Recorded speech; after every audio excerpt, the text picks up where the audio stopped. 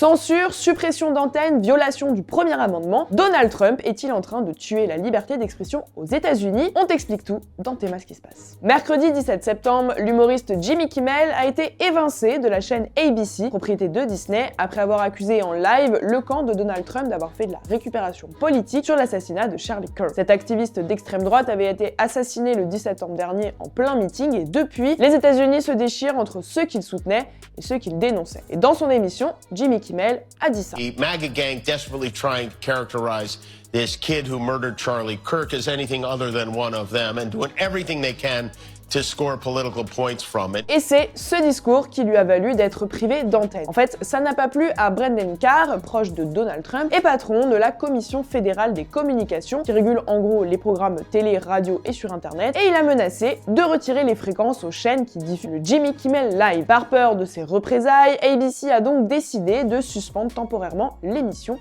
et l'animateur. Le président américain a félicité le choix de la chaîne sur ses réseaux sociaux en écrivant « Félicitations à ABC d'avoir enfin eu le courage de faire ce qui devait être fait. Kimmel n'a aucun talent ». Quelques minutes après, il a aussi demandé à ce que deux autres animateurs, Jimmy Fallon et Stephen Colbert, soient eux aussi retirés de leurs antennes respectives. Et c'est bien ça le problème. Parce qu'en intervenant et en utilisant son pouvoir pour faire pression sur des contenus qui ne parlent pas forcément en bien de lui, Donald Trump entrave la liberté d'expression, qui est le premier amendement de la Constitution américaine. Il protège la liberté d'expression contre les empiètements de l'État fédéral, qui veut dire que rien ni personne ne peut restreindre cette liberté, elle est quasi absolue aux États-Unis. Donc quand Brendan Carr demande à censurer Jimmy Kimmel et quand Donald Trump félicite cette décision, les deux ne respectent pas le premier amendement de la Constitution. Sur les réseaux sociaux, certains comparent cette décision et tout le mandat du président américain à une dictature, l'accusant de vouloir tout contrôler et ne laisser aucune place à l'opposition dans l'espace public. Dans un communiqué, Disney, qui détient la chaîne ABC, explique qu'ils ont pris la décision de suspendre Jimmy Kimmel afin d'éviter d'aggraver une situation tendue à un moment émotionnel pour notre pays. Mais selon le journaliste de CNN, Jake Tapper, cet acte est purement économique